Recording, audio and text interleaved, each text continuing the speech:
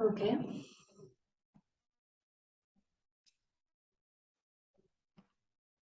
Yeah.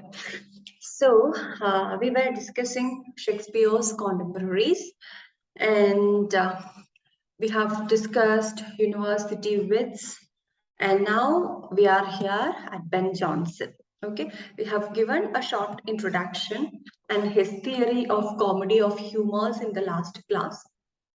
So no need to repeat the introduction for Ben Jonson. Comedy of humors, hope you remember. It's a technique of characterization. Okay, how a character can be developed, or what is the major criteria for being a character? Because each individual is different. Okay, I'm different from you. You are different from your sibling. Even if you are twins or your siblings, or people like that, you have a different characteristic feature in terms of behavior. So how can we understand or identify the general feature of the character of a person, or the general characteristic features of a person?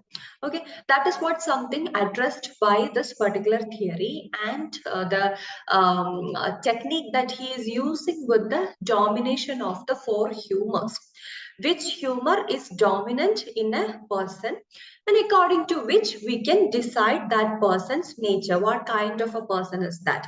Is that a pleasure seeking person, or is that a phlegmatic, that means relaxed person? Then is that a choleric person, that is ambitious or leader like? Then is that a melancholic person who is introverted and thoughtful? So we can decide these are the major four characteristic features that we can attribute to a common person. So this is the theory introduced by Ben Jonson in his drama Every Man in His Humour. And he was someone who was very much interested in this kind of characterization. And what is really important in the case of the works of Ben Jonson is it's not about the plot or construction or the structure or something like that, but this characterization. He gives much importance to this characterization, much detailings to this characterization, and that is what something really important. When we analyze the characters of Ben Jonson, we can identify the nuances of his behavior or her behavior, and he gives a very detailed idea of how that a person's behavior is constructed and why it is constructed, and with that behavior how that person behave in different occasions, responds to different instances, things like that. Okay, so that is what called the comedy of humors, and this was actually influenced many later writers, and they too started employing this comedy of humors, or this four humors, in their characterizations. Then coming to Ben Jonson's works and their nature. Works are, of course, scholarly and imaginative. It's a compilation of both. They are imaginative, but at the same time scholarly too. And he revolted against the artistic conventions of the age. Okay, he like this is the convention and this is how others wrote. He was not ready to follow that. He revolted against with that. Of course, he was an antiquarian. Antiquarian means like uh, attraction towards rare books and unique things. Okay, so he was an antiquarian, of course, but at the same time, remarkably responsive to the social, political, and artistic issues of the age. Though he's an usually this antiquarian type persons, they'll be stick on to a particular idea, and they'll be addressing that, okay, this is correct, this is wrong, something like that. But though he is an antiquarian, of course, he was responsive to the social, political, and because he was updated. He was updated what was happening in and around him. how the other writers were writing and what kind of writing they had. So he was responding to that also. And he had first-hand awareness of lower class life in London street, because we have seen in the introduction of his personal life that he was a bricklayer and he was from a poor social class. Okay, his origin is like that. So, of course, he had this first-hand awareness. There is no need of assumptions and speculations in the case of Ben Jonson, but he had first-hand awareness of lower class lives in London street. Then coming to his major work, Every Man in His Humor. Actually, this is the work which popularized Ben Jonson. Even now, when we say the name Ben Jonson, of course, his name is synonymously identified with Every Man in His Humor. That is his most popular work, which was in 1598. Okay, and this is a comedy of intrigue indebted to Roman comedy. Okay, actually, it's in the form of, or it's in the structure of, it's in the content is most similar to the Roman comedy. Actually, there is a prologue to the play, and this prologue attacks the themes and conventions of contemporary drama. I told you he was a person who was aware of the social and cultural backgrounds and the how the others are writing all these things, and he attacks the themes and conventions of followed in the contemporary drama, and explains the theory of humors. It is not nice. The characterization is not that perfect in the contemporary drama. There is something to be analyzed deeply. There is something to be presented very deeply. So likewise, he responded, and in the prologue to the play, Every Man in His Humor, gives a very detailed idea of such things. And of course, he explains his theory of humors. This is something important. Like maybe you can expect a question like, which of Ben Jonson's works give an introduction to his theory of humors? And of course, that is his most popular play, Every Man in His Humor. And Shakespeare was an actor in the beginning, and then he converted himself to a playwright. And in this particular drama, actually, this is not only the one and only drama that in which Shakespeare acted, but there are a couple of dramas are there. But this is one of the dramas in which Shakespeare acted. Okay. Then the character Bobadil is one of Johnson's greatest creations, and it's a actually this Bobadil is a soldier, a boastful, cowardly soldier. Of course, he's a coward. Though he's a soldier, he's a coward, and he's very much afraid of being part of the wars and all. But at the same time, he doesn't want to show that he is a coward or he is afraid of this kind of thing. So he all the time he boasts. Okay, boasts so many things. So he's a covered and boastful character, and this character was really popular during that time. So this character is created by, why this character is so popular? Because he has given minute details of this character and how he responds to not only this character, all the characters, but this character got so much of popularity because of the nuances that presented by Ben Jonson. And of course, this play is having an ironic tone and colloquial style, and it draws from a variety of Roman writers. I told you that this is actually structured and indebted to Roman comedy, and it's not only a single person, but he got inspired from a lot of Roman writers and their works, and that's how he created this particular work, Every Man in His Humor.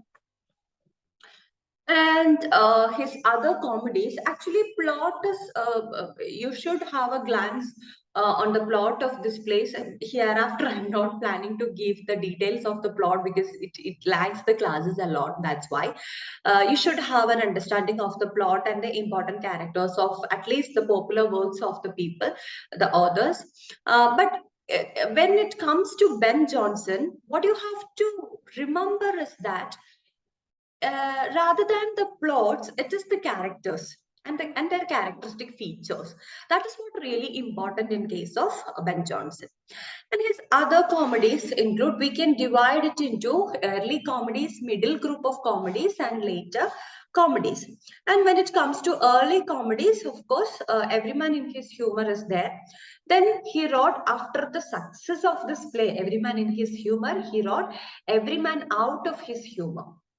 Okay, Everyman Out of His Humor, which was in 1599. Then Cynthia's Revels, that was in 1600. The Poetaster in 1601. Okay, these are categorized as the early comedies of Ben Jonson, and all full of vivacity and fun. All comedies are like fulfilled with fun and vivacity.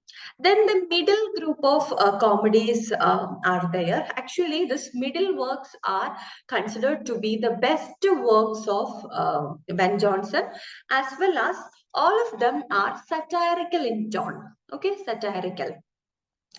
Of course, though satirical, but at the same time, they were maintaining a realistic tone in dialogues and all. So these are the peculiarities of the middle group of comedies. That is, they were satirical in nature, but at the same time, they were realistic in their dialogues and all. And these are considered to be the best works of Ben Jonson comparing to the early and later comedies. And let's see which are those. First is Volpone or the Fox. The Fox is the subtitle of this particular play, the Volpone, which was in 1605. Then Epicene or the Silent Woman, that was in 1609. Okay, 1609.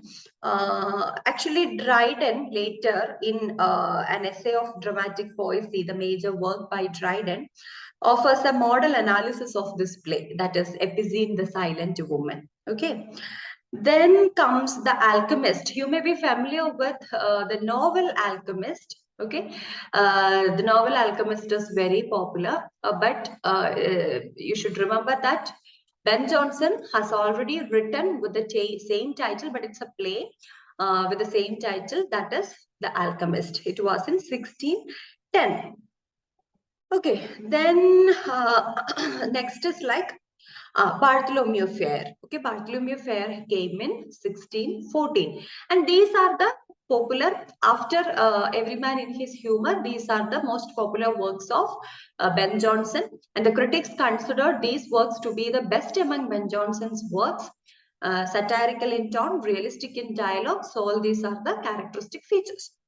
And then comes his later comedies. Later comedies are less powerful. Okay, if we rank his works, we can say the first rank goes to the middle group of comedies, and then comes the early comedies, and the later comedies are actually less powerful. The Devil in an Ass, that is the first one among the later comedies, 1616, the year in which Shakespeare died.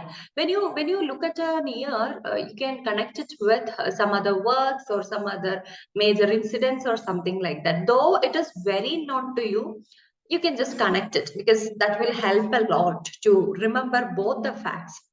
Because if you connect it with Shakespeare's death, when you like go through this 1616, you will remember, okay, of course, Shakespeare's death. Then you will remember, no, someone else has written some work this particular year. Actually, many works are there in 1616, but still, no, one work I have connected one work with this year, something like that. You can connect it like that. That's why.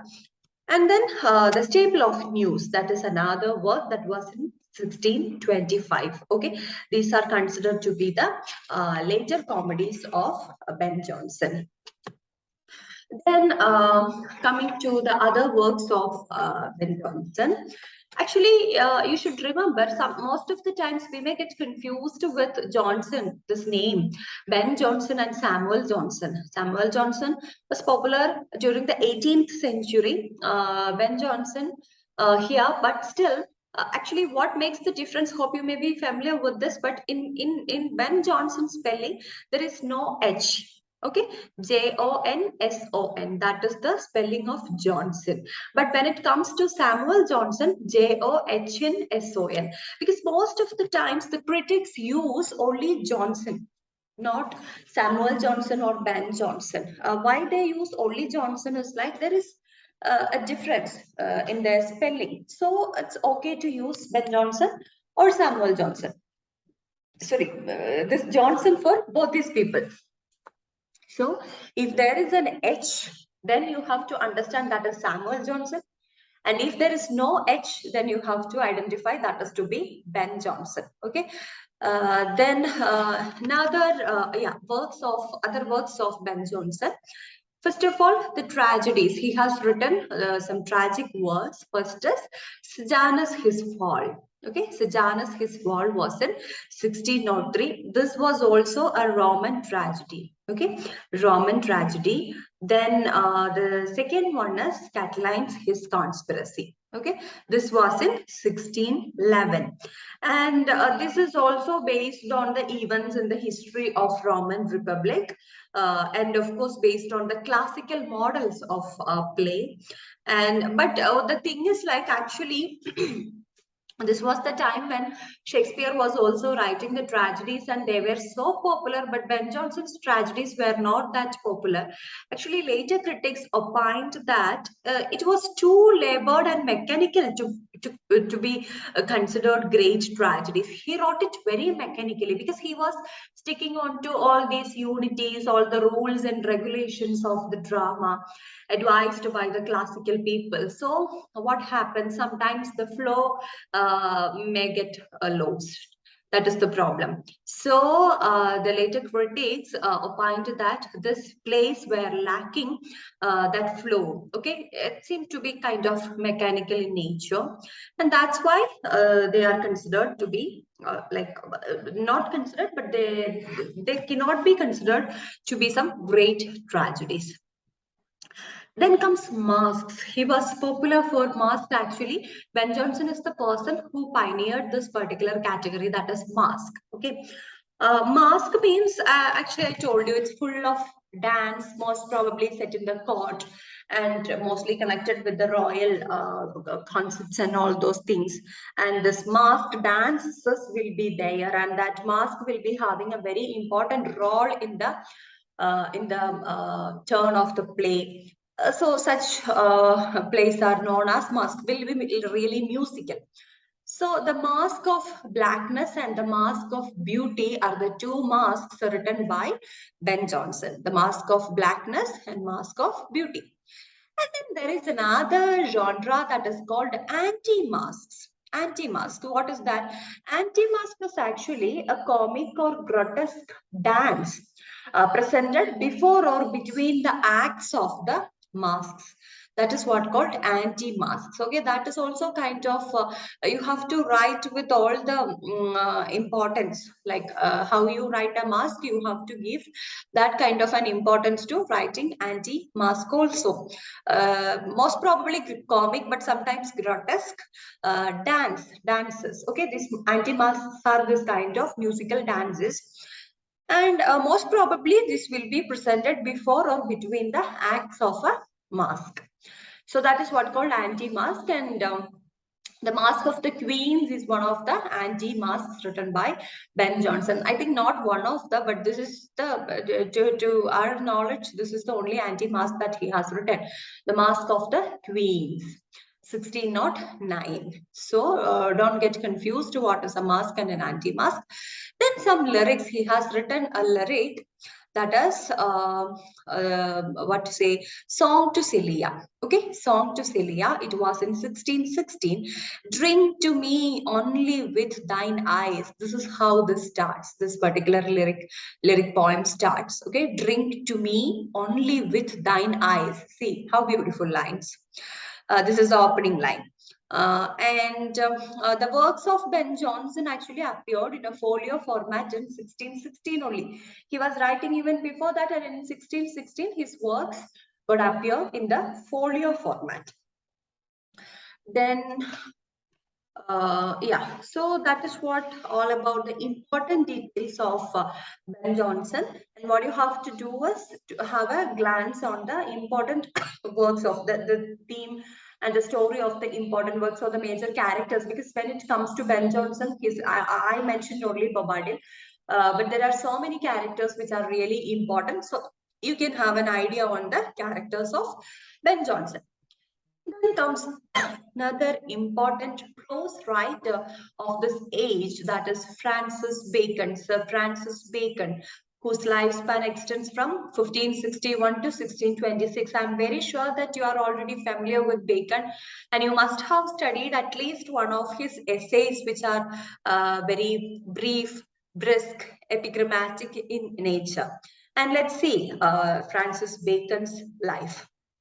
He was, of course, a philosopher and an essayist. Francis Bacon is known as the father of English essays. Okay, that is something very important. You have to remember he's not the father of essays, but he's the father of English essays. And who is the father of essays?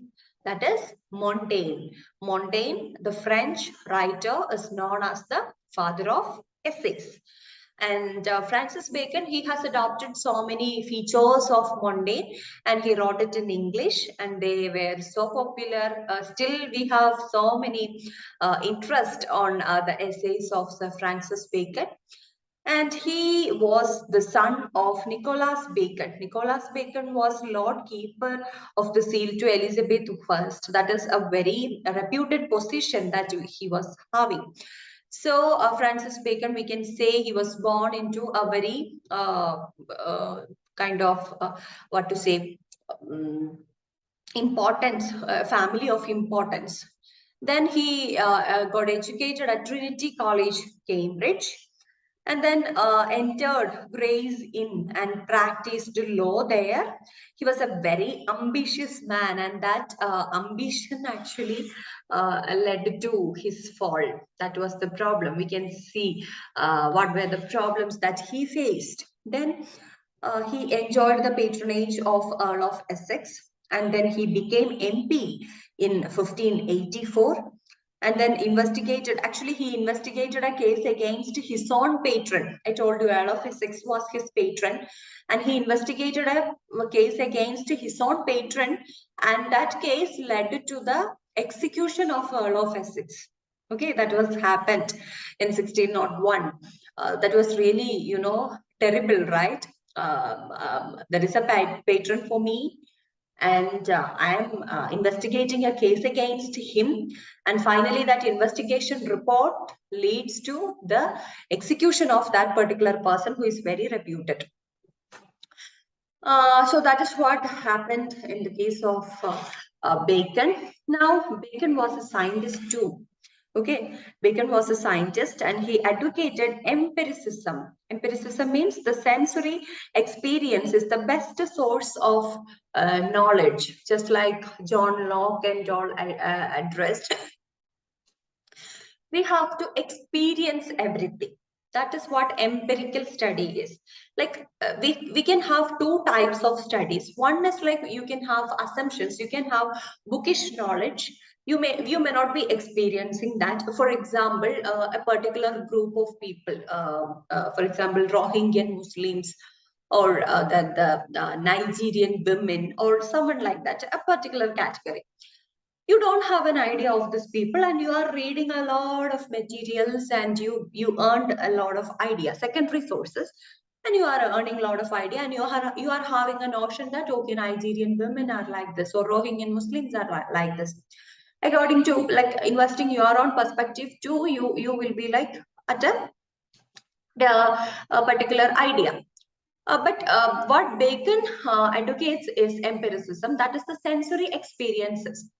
There are differences. If you read a lot of things about this particular category, as well as you are going directly to Nigeria and you are addressing a group of people, you have chosen a group of people and you are staying with them, you are making some questionnaires and you are asking some questions to them, and you are getting first-hand experiences from them, and you are like visually seeing and listening and touching. Okay, the sensory experience is there with them, there with you. So that idea, as well as the idea that you grabbed from the secondary sources, are different. So that is the difference between this empirical study and this study of assumptions, or this bookish knowledge.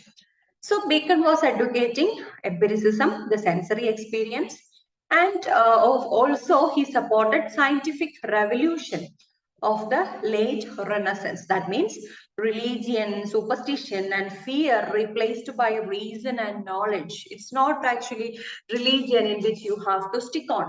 Religion is something taught by someone, okay, or interpreted to you by someone. You can, it's connected to empiricism. You cannot have any sensory experiences of religion. Then what is next?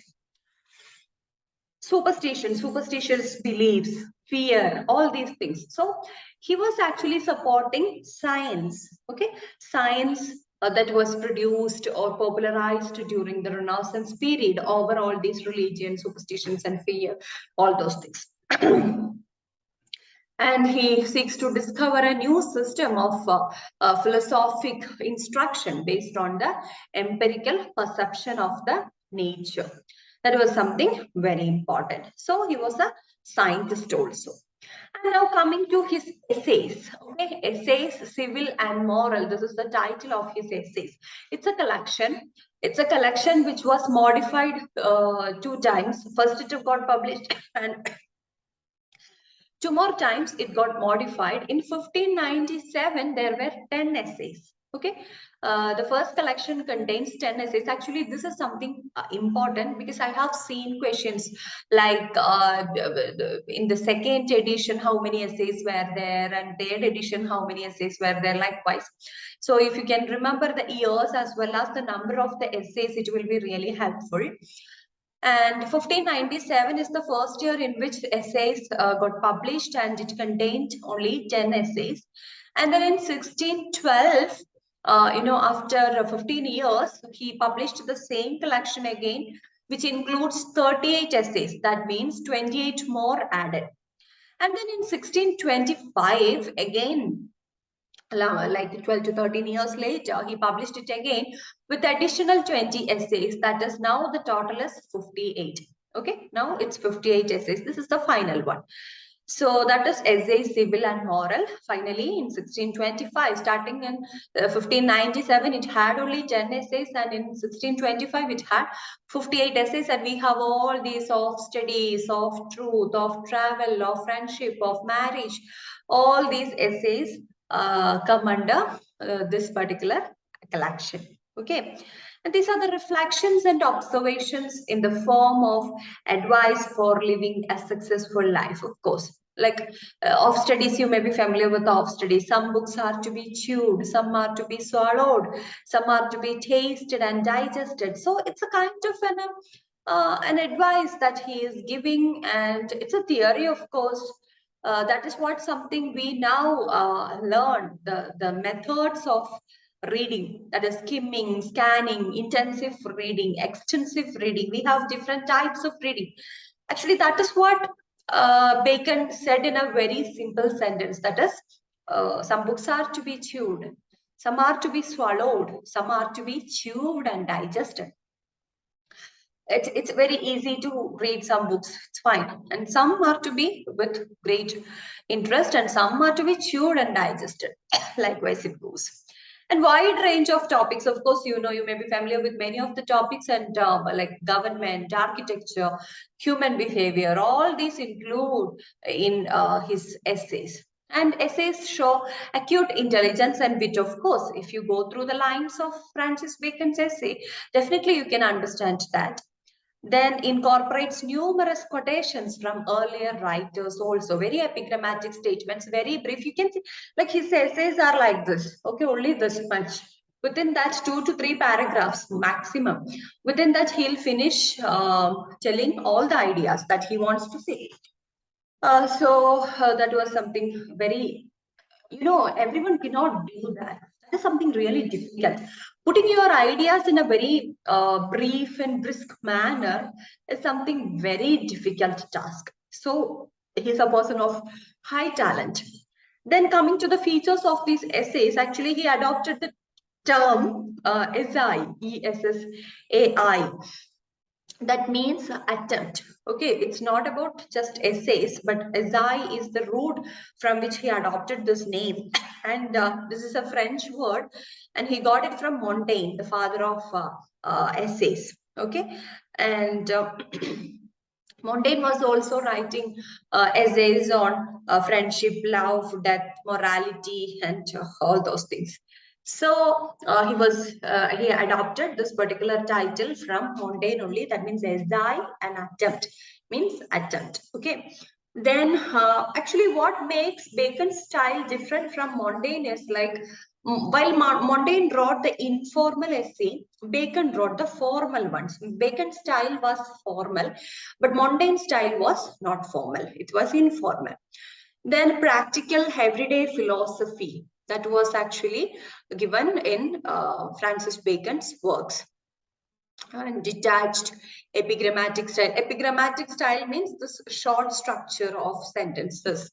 It means a lot, but it shows up a little. It will be like 2 to 3 words or maximum 5 to 6 words. That is what a single sentence of Bacon, but that has a lot of meaning, a lot to be explained. Okay, things like that.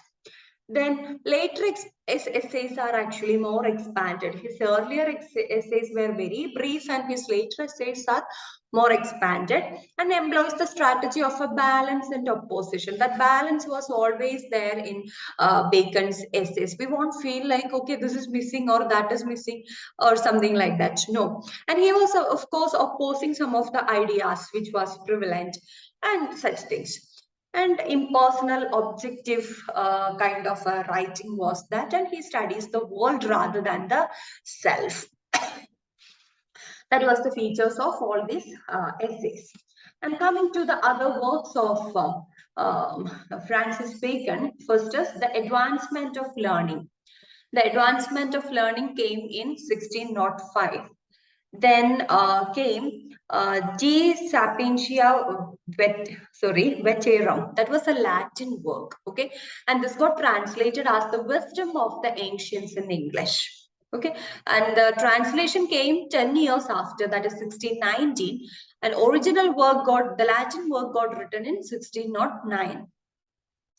Then comes Novum Organum, that is Latin work, Novum Organum, again 1620. Sorry.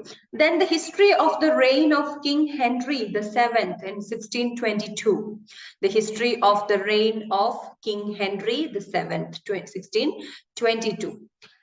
Then comes Apophyletum's New and Old. That was in 1625. Then he wrote several works on law. I told in the beginning that he has been learning law. So he wrote several works on law. Then another work is Silva Silvarum, or A Natural History. It was actually posthumously published in 1627.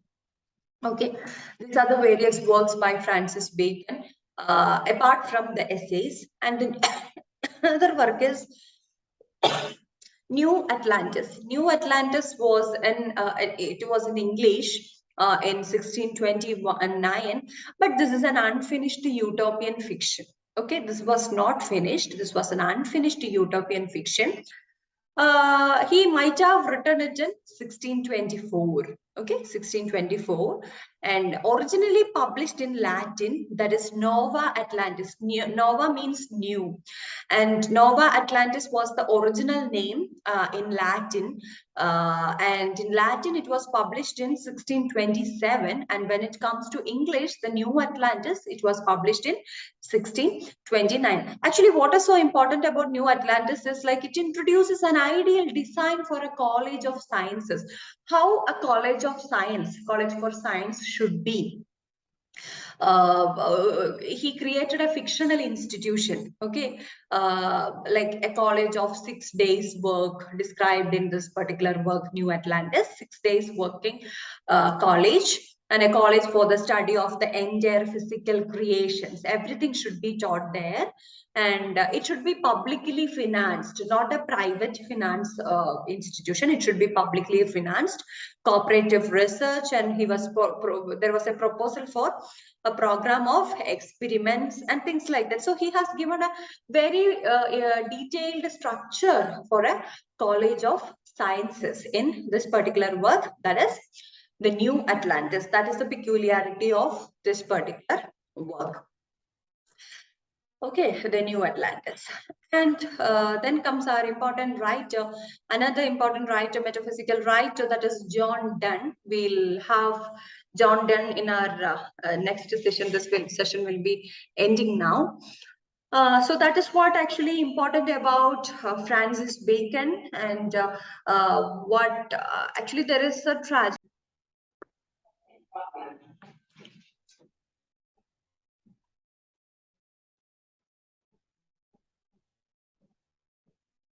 Okay. So,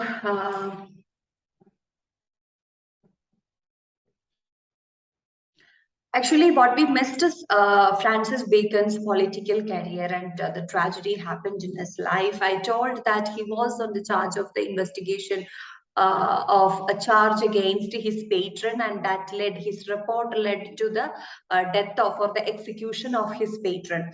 And later, his career bloomed during the reign of James I. That is, after Queen Elizabeth, Jane first came, and he had a very flourishing career during that time, and he became the attorney general, lord keeper of the seal, and lord chancellor. So he had so many reputed positions like that, and but he was not that popular among his peer group was not that impressive on Bacon. And his rival Edward Coke successfully instigated an allegation or a charge of corruption against him.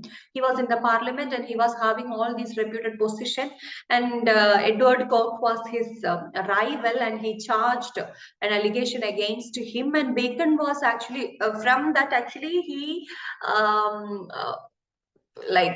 we don't know exactly whether he was a culprit or not, but still, Bacon was dismissed from the office. He debarred from the parliament and briefly imprisoned in the Tower. And later, actually, he got impeached in the parliament. His position was impeached.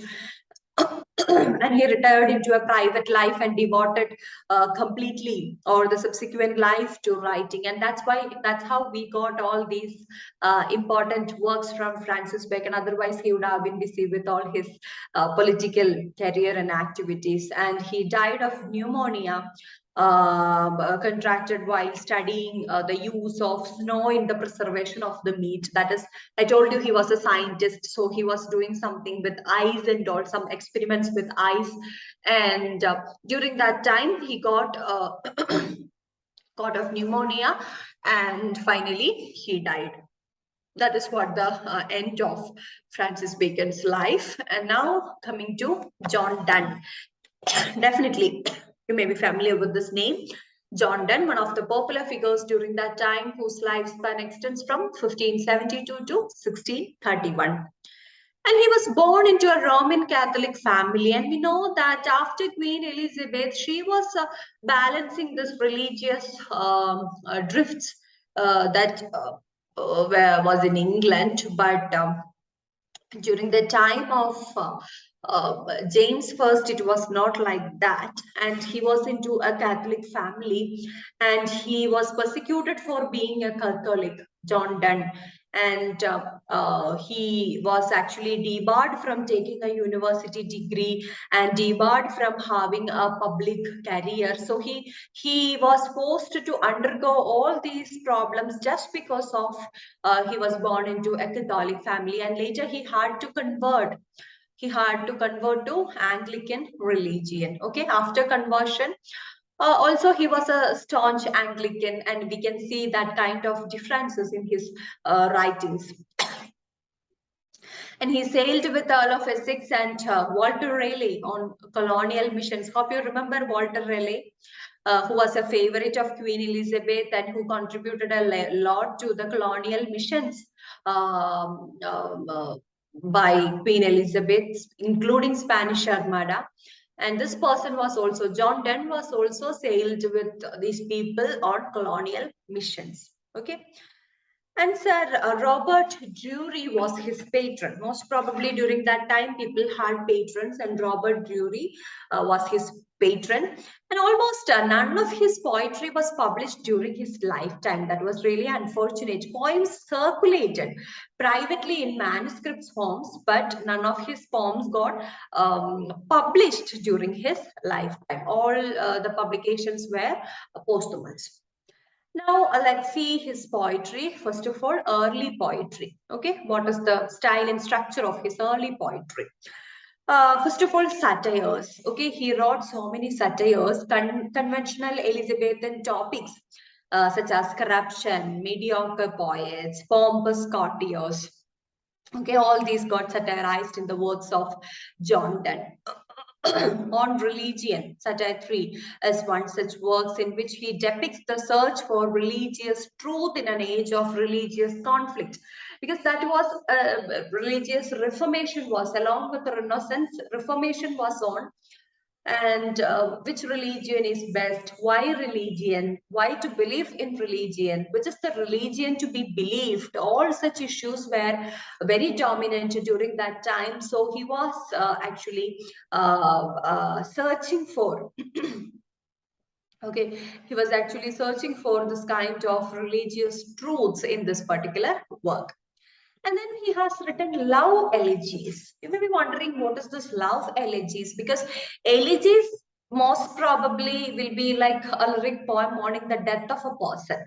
Okay, then what is this love elegies? That is another category. In Greek, actually, elegies were written on various themes, not only for the death of people, but various themes like death, love, war, and all those things. And in Latin, elegies were often erotic or mythological in nature.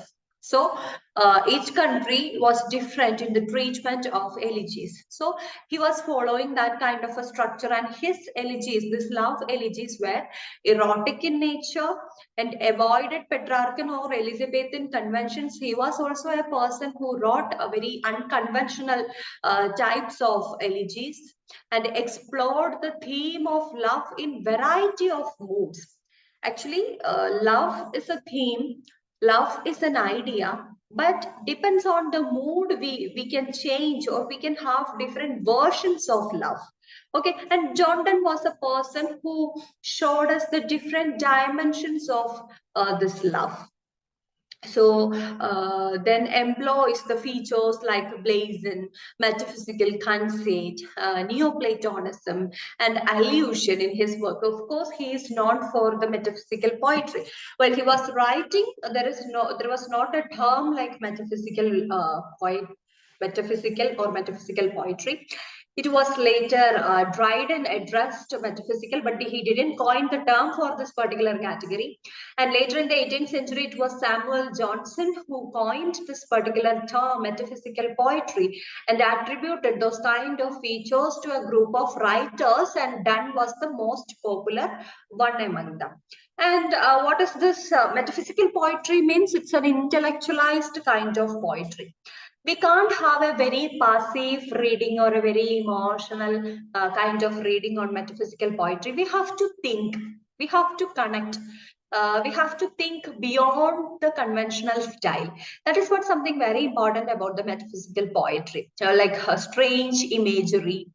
Then usually we have, if it is the theme of love or lovers, we usually connect it with some birds like dove, or very, cute pair of birds, or sometimes with flowers or natural beauty, something like that. That is the conventional style.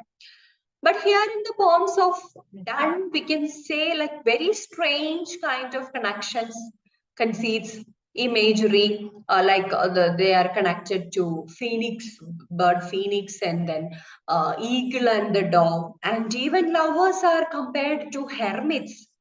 And so such strange connections can be there in metaphysical poetry, and paradoxes will be there, extremely complicated thoughts will be there, hyperbolic expressions will be there.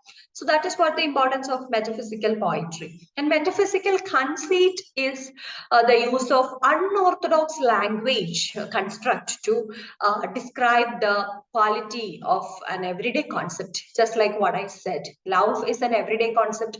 We know what kind of a concept is that, but connecting love to hermits or lovers to hermits is something beyond our normal conventional style and structure. So this kind of unorthodox languages are using to describe particular quality of a concept, that is metaphysical conceit. The Neoplatonism means philosophical thoughts will be reflecting this in this kind of works. So, since a physical world is merely an imperfect imitation of the divine archetype, of course, what the poet represents is an imitation. Imitation of an imitation, that is the mimesis concept of Plato, twice removed from the reality. So, this kind of philosophical reflections are there in the works of Donne as well as the metaphysical poets. That is what called the Neoplatonism. Then blazon conventions. That means the speaker, we have discussed this blazon conventions while we were discussing the sonnets of Shakespeare and the people before that. That means this is a literary device, like the author is using some literary devices like metaphors, similes, and hyperbole to describe the physical features, most probably the physical features of his or her lover, mostly his lover. So that is blazon convention. So he was, Donne was a person who was, and then allusions to mythologies or Bible or something like that. So he was introducing as well as employing all these kinds of ideas in his poem. That means the poetry of John Donne is not that easy to read and enjoy. There is something to be thought, there is something to be discussed, there is something to be analyzed, there is something to be understood. So, example is like his Elegy 19 to his mistress going to bed compares the fondling of the mistress to the exploration of America. See, what is the connection? Fondling, he is actually fondling the mistress, okay, fondling the lover. And that particular activity is compared to the exploration of America. Okay, now you can understand the difference or the very strange kind of connections that this kind of people make in their poetry. Then coming to the major poems of John Donne, first of all, it is The Flea. Okay, The Flea. It's also a love poem, The Flea. Then you may be familiar with Canonization, the most popular and the most included poem in almost all the syllabi. The Canonization. In Canonization only, I told you that he is comparing the lovers to hermits, the lovers to phoenix, the lovers to eagle and dove, and such expressions are there. And a hymn to God the Father is another one. The relic is another one. Then the valediction forbidding morning, in which two lovers or a husband and a wife, they are like parting for a while. And he is comparing to a compass. You may be familiar with this poem, Compass. They are the two legs of the compass, and one is fixed at the center and the another one is rotating. So even if the another one is not with the center one, it's based on the center leg, that the other one is rotating. So wherever I go, my connection will be there. But we cannot even imagine comparing lovers or a parting couple with a compass. Okay, that is really metaphysical, of course. So this kind of comparisons are there. Then Sun Rising, Love's Alchemy, these are the major works. Then actually after this much of work, he had his conversion to Anglicanism. In 1615, actually he had his conversion, 1615. And actually it was because of the insistence of James first, King James first, that he converted, because he was a person with much caliber and he belongs to this Roman Catholic category that was not accepted during that time according to the social background of the religious background of that time. So he was forced to convert himself to Anglicanism by James first. And he had illness, financial strain, death of his wife, some friends, and all those things happened during that time. So it was a life kind of, he was so much distracted, and he had so much of what to say problems during this time. Then early skepticism gave way to firm faith in traditional teachings of the Bible. He was actually, during the time of conversion, he was confused, but after that he was a very strong believer. Maybe because of fear, I don't know, but he was a believer of Anglicanism. And he was known for moving sermons and religious poems after this particular period. And holy sonnets are very important. Okay, after this conversion, holy sonnets are very important and written in his later career, of course. It was after 1615, and there are 19 holy sonnets in all. They totally, in general, they are known as holy sonnets, and they are in total 19 numbers. And this is also called, his holy sonnets are also called divine meditations. This is something you should remember. Divine meditations is another name for his holy sonnets, which are 19 in number. Okay, 19. And of course, his holy sonnets, not only holy sonnets, but all his works got published posthumously, and most somber and pious in tone comparing to his earlier ones, and turns passionately to God in a very personal way, with a love forceful yet fearful. Okay, then themes are like temptation, sin, divine grace, redemption. All these are the major themes of his holy sonnets. And see, these holy sonnets are very important because so many writers got inspired from some words or the terms used by John Donne, and they have given it for their works titles. See, first of all, Hemingway. Okay, Hemingway's For Whom the Bell Tolls is a very popular work by Ernest Hemingway, and this particular title is taken from the Holy Sonnets of John Donne. Okay, Ernest Hemingway's For Whom the Bell Tolls, and Thomas Merton's No Man is an Island. No Man is an Island is another title taken from Donne's meditation, that's 17th meditation. Both are from the Holy Sonnet 17. Okay. So, For Whom the Bell Tolls by Ernest Hemingway, as well as Thomas Merton's No Man is an Island. Both are taken from the Holy Sonnets of Donne. Then other works, coming to the other works of Donne, he wrote 2 anniversary poems for his patron, Robert Drury. I told Robert Drury was his patron, and he wrote 2 anniversary poems for him. First is an Anatomy of the World, which was in 1611, and then Of the Progress of the Soul. Of the Progress of the Soul, that was in 1612. Then in 1610 and 1611, he wrote 2 anti-Catholic poems. See, he was a Catholic person, and later he wrote some anti-Catholic poems because that was just before his conversion.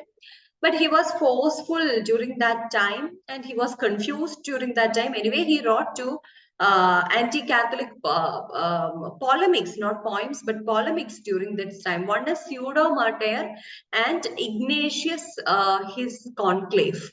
Okay, these are the 2 anti-Catholic polemics that he has written. Okay, Pseudo Martyr and Ignatius, his conclave.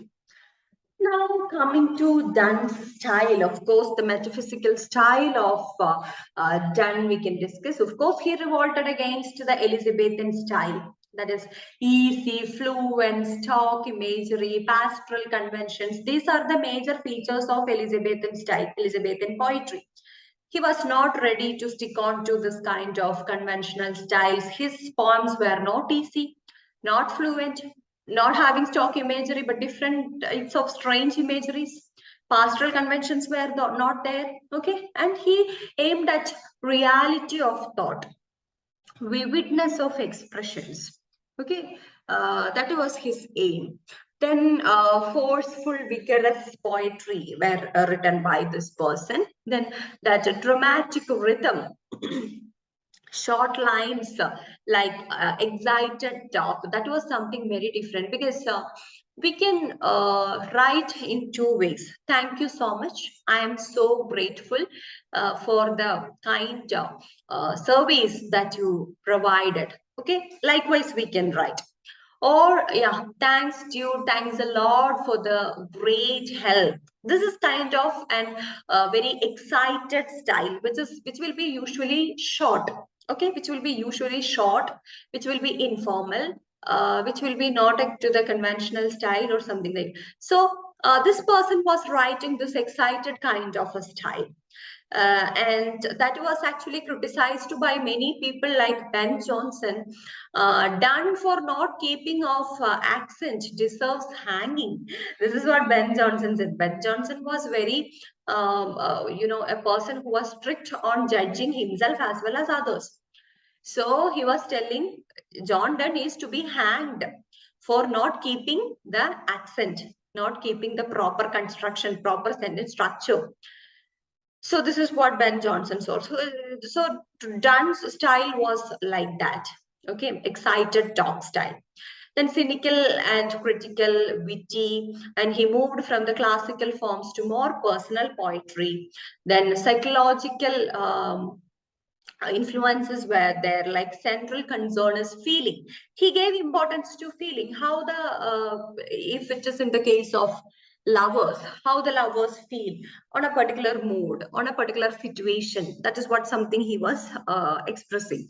Then the holy sonnets were intensely personal and concerned with her death. Actually, in holy sonnets, he is conversing directly with the God, and he is asking, he is not happy, he is not perfect, feeling perfect, he's confused, he's having a very ambivalent type of time. So batter my heart, that is one of his holy sonnets, that is sonnet number 14, I guess.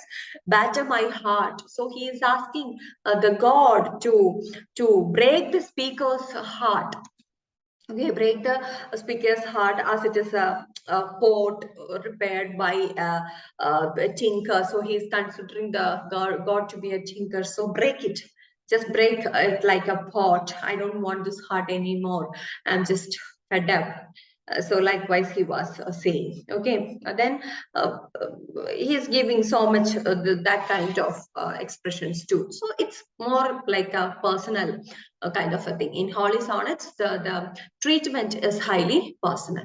So this is what all about Donne's style. So with that, we can wind up Donne. Now let's see something about the satires in the 16th century. Let's just consolidate this particular age.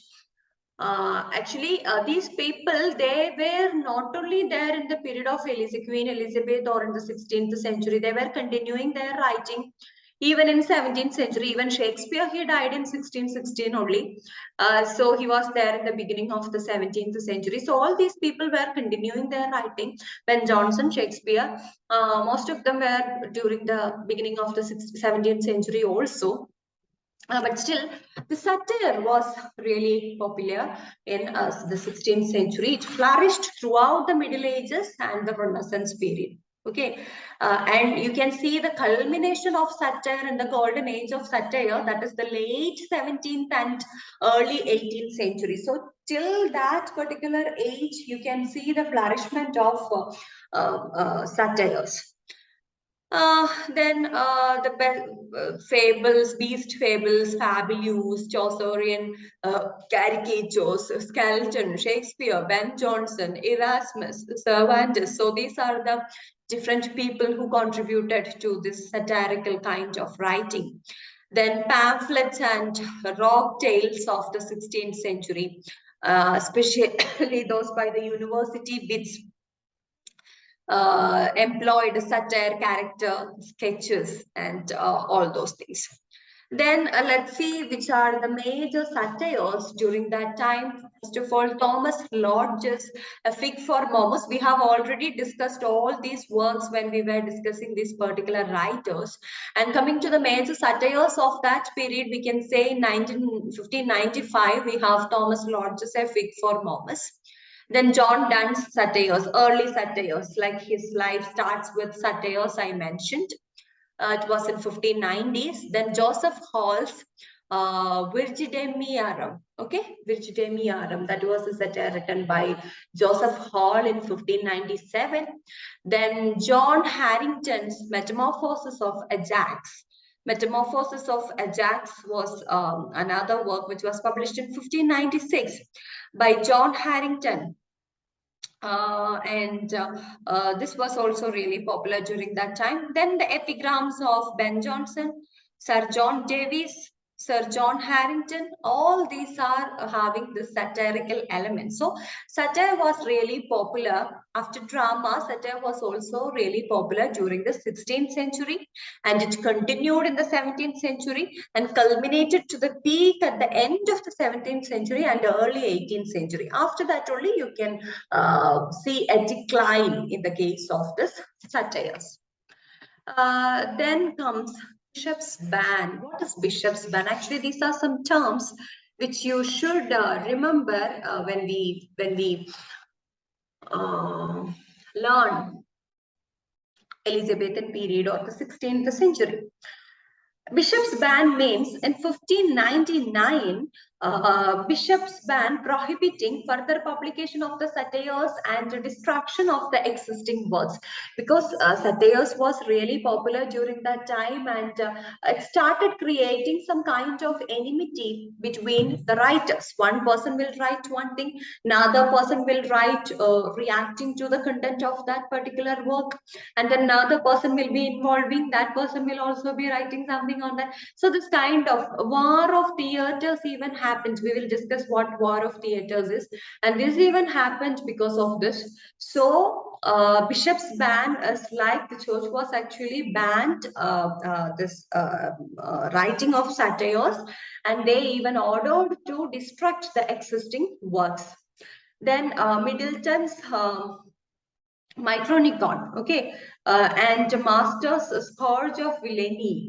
These two were burnt during that time. So satires are to be stopped. That is what the order, because so bishop ban means stopping or prohibiting the further publication of satires at the end of the 16th century. End of the 16th century. That is in 1599.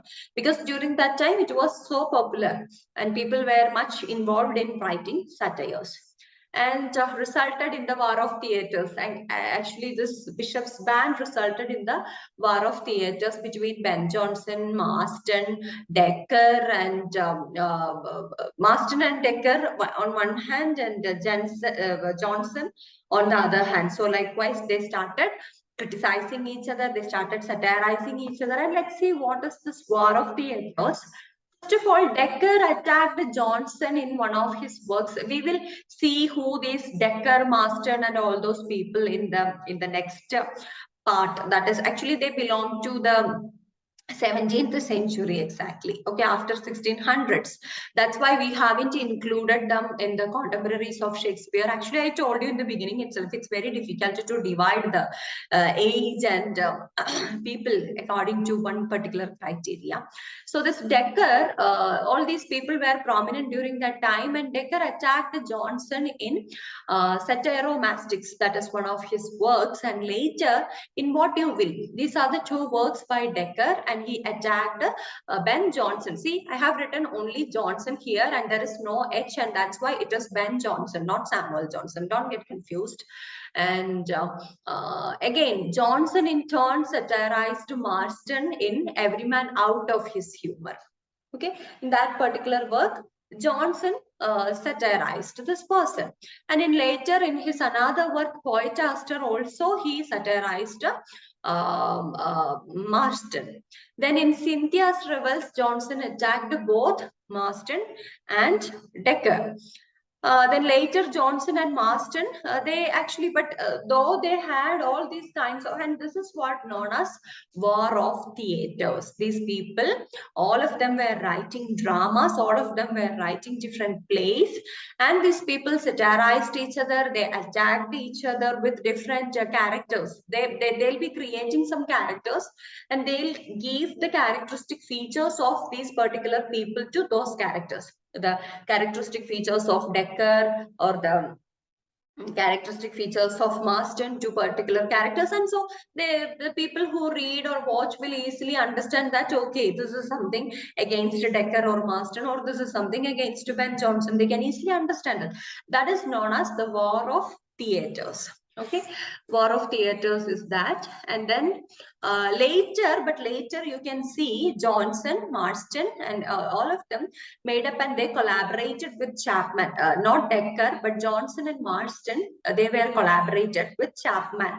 George Chapman is another writer during that time.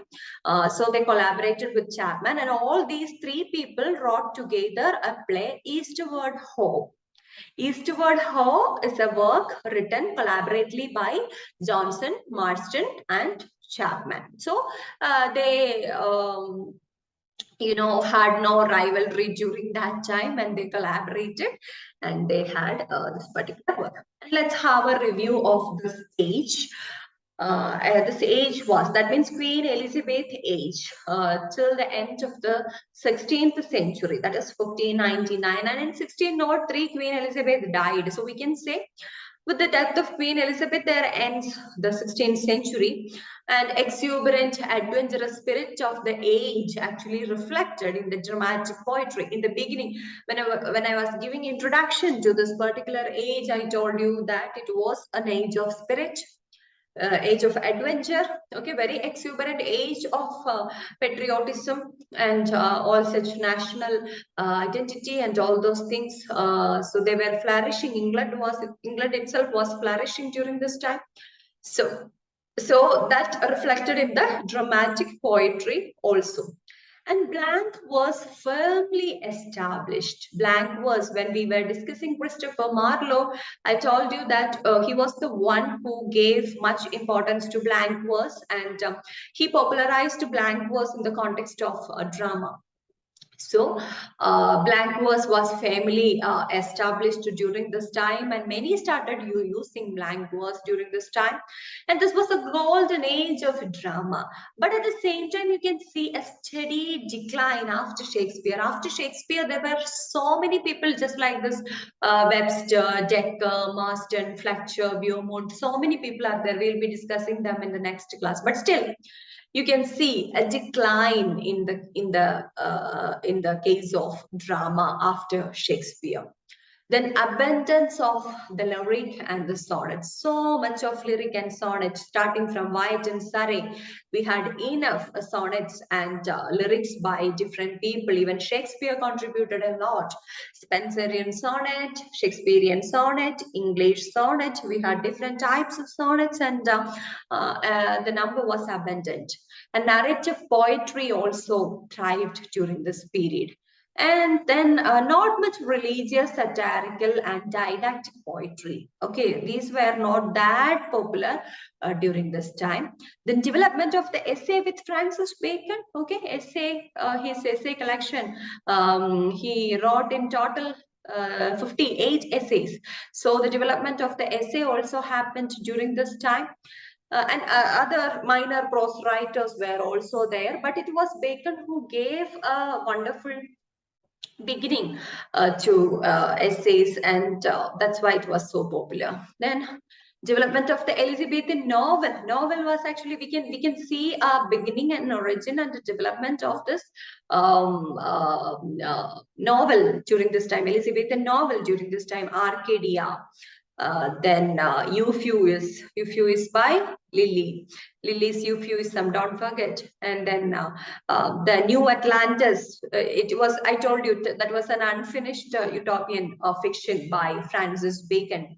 Then Unfortunate Traveler. I hope you remember the first picaresque type of novel that we discussed in the last class. So all these were during this time, during the 16th century. So we can see the starting and the development of Elizabethan novel during this time, and growing stature of national literature, literary criticism, all these things. Of course, we have seen Philip Sidney responding to Stephen Gossin, how Sidney has written and how it initiated the literary theory in English. Literary criticism and literary theory. So all these are the coming to the literary developments. These are the major features of this particular age. Okay, so with that we can wind up today's session. So 16th century is over. So tomorrow we'll be discussing Jacobean period, that is starting from 1603 to 1625 is known as Jacobean period, when King James first ruled England. And of course, that is the 17th century, and who were the important prominent figures during that time, and what was the difference, and all these things can be discussed. So we have finished 16th century, which is actually a very important century, very important age in the case of British literature, including Shakespeare. British literature means, of course, we will identify Shakespeare, Donne, Christopher Marlowe, and all those people. Very important, Sidney, Spencer. So this is an age with lots and lots of prominent, inevitable literary giants. Okay, so please go through the lectures of this particular age again and again, and just confirm you're familiar with at least the writings and the works of these major people and their basic styles and all those things. And we'll continue with the Jacobean period, that is the 17th century, tomorrow. So I think we can wind up for today. Thank you. Thank you, ma'am. Yeah. Ma'am, ma'am, I want to speak to you, ma'am. Tomorrow. Yeah. Actually, yeah. Okay. Actually, Dure told me I was